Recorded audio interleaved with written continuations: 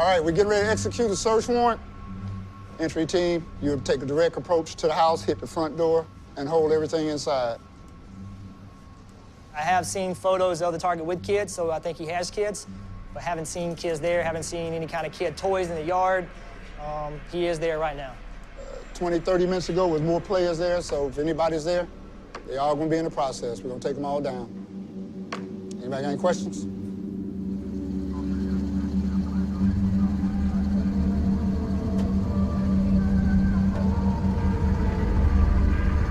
It's gonna be right around this curve on the left-hand side. There'll be an open field and then the target. Yeah, right here. Down the yard. Right here. Yeah, this is it. Go!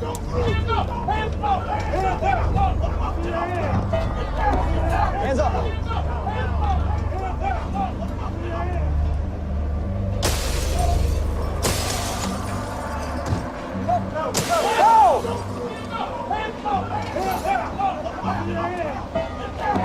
Hands up.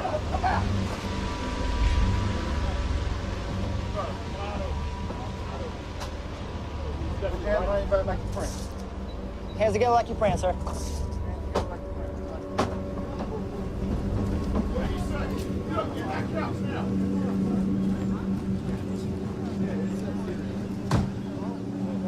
Boy, that was sweet.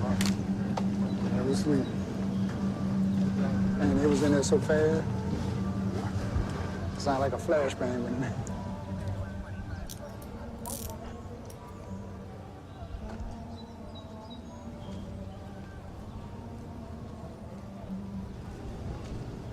Clear. It's clear.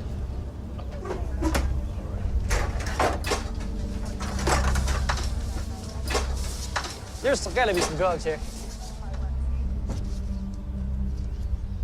the fuck is that weed?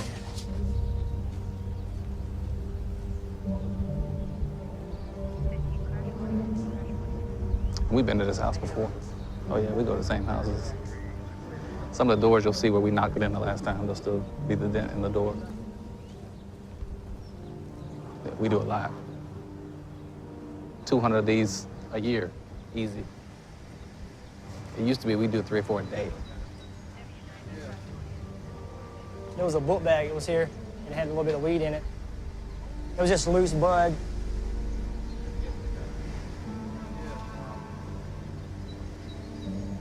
You're gonna go to jail today for simple possession of marijuana, second offense. Right here from me. I wanna talk back here. You know you had a little bit of weed inside that book bag, right?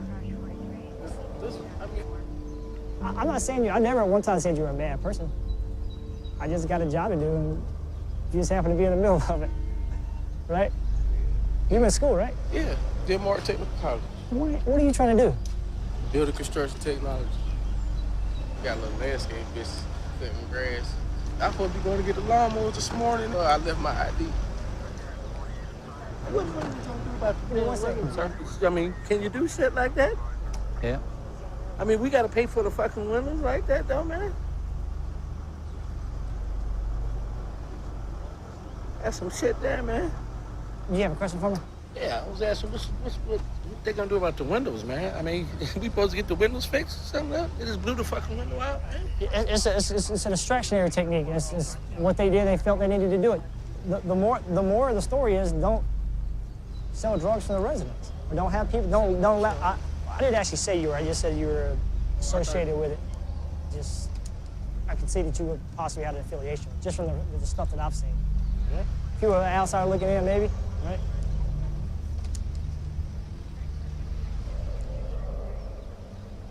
You want to leave that keys with him? Yeah, my keys and my money. Tell my boss man supposed to be coming to get the money for the lawnmower. Tell them everything they should, exact change and everything. Oh. Should be. How much is this? That should be 8. That should be 8 right there, and that should be I think 76. All right, come over here. Tell him to get the, if I'm not mistaken, what's the name of it? The bush, the steel weed eater. Tell her remember Yeah. the steel weed eater. You got him?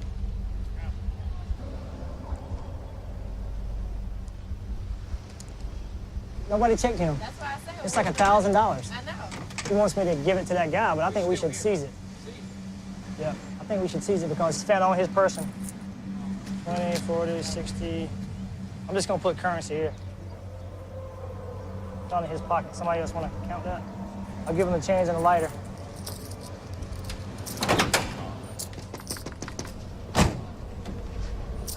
Hey, this right here was in your son's pocket. He had cash that's getting seized, but that's the remainder of the change that he had in his pocket. He had some more money that was in his pocket, but that's getting taken.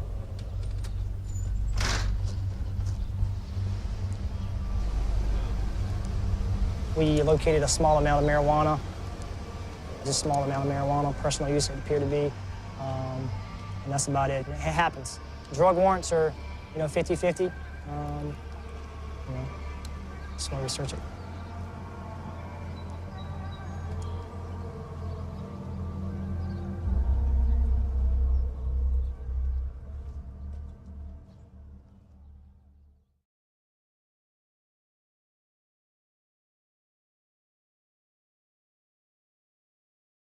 Video. Step inside a real SWAT team pot raid. See if you can tell who the bad guys are. Mansfield. Oh, if a dozen men armed with assault rifles drove up to your house, smashed out your doors and windows, ransacked your belongings, and robbed you of your hard-earned money, this story would undoubtedly be on news channels across the country.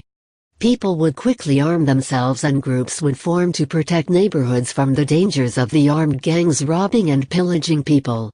However, when these armed groups of robbers wear a badge on their chest, this plunder becomes justice and the members become heroes. People would quickly arm themselves and groups would form to protect neighborhoods from the dangers of the armed gangs robbing and pillaging people. However, when these armed gangs of robbers wear a badge on their chest, this plunder becomes justice and the gang members become heroes. Across the country, it is estimated that SWAT teams are deployed hundreds of times, every day. The overwhelming majority of these raids are not used to rescue hostages, or break up human trafficking nests, they are to enforce the drug war. Since the 1980s, SWAT raids have increased by 2,500% from a mere 3,000 raids a year, to upwards of 80,000. Citing the wars on drugs and terror to rationalize their actions, federal assistance from the DoD's 1033 program and the DOJ's Edward Byrne Memorial Justice Assistance Grant has been escalating the militarization of American police forces, for decades. By sidestepping the Posse Comitatus Act of 1878, the U.S. government has blurred the divisions between the military and the police.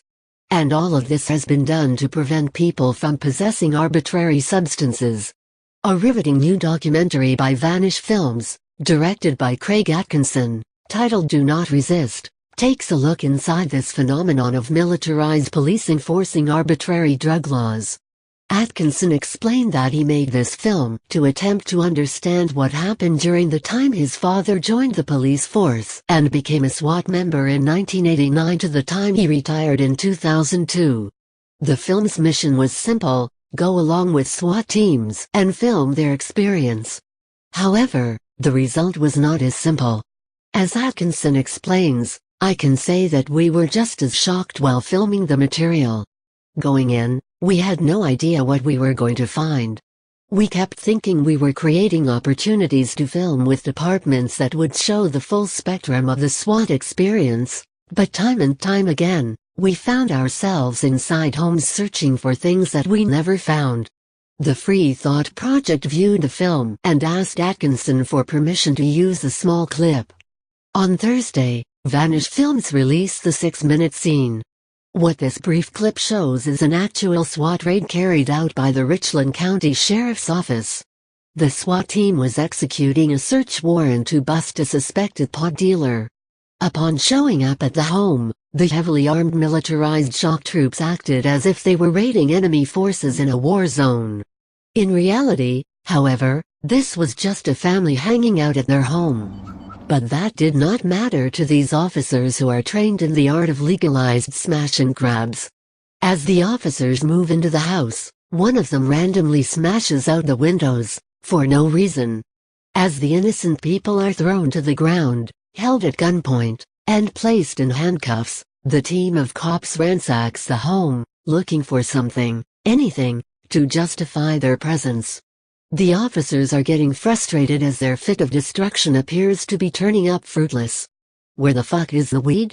A cop is heard saying as they tear the property apart looking for a plant. Finally, they find a small amount of marijuana in a young man's backpack.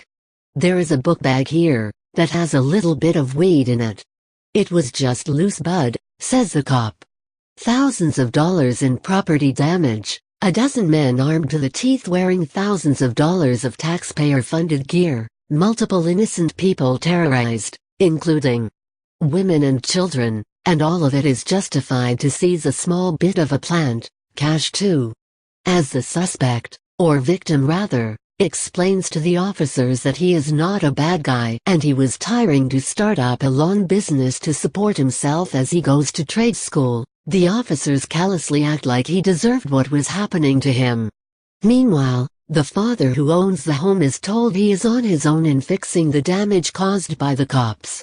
Even though the man who had pot in his book bag did not live there, the father was told he is liable for cops smashing up his home because the man was there.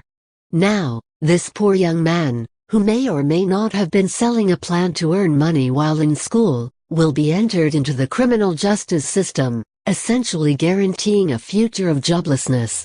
And the older man will have to come up with money to repair his home. The Free Thought Project challenges you to watch the video below and attempt to justify the actions of the police. Using the argument that marijuana is illegal will not work, as legality is no measure of morality.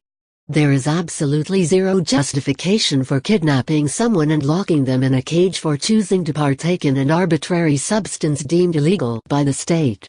Locking people in prison, even for non-crime such as drug possession, guarantees a drastic increase in that person's chances of ending up in the criminal justice system again.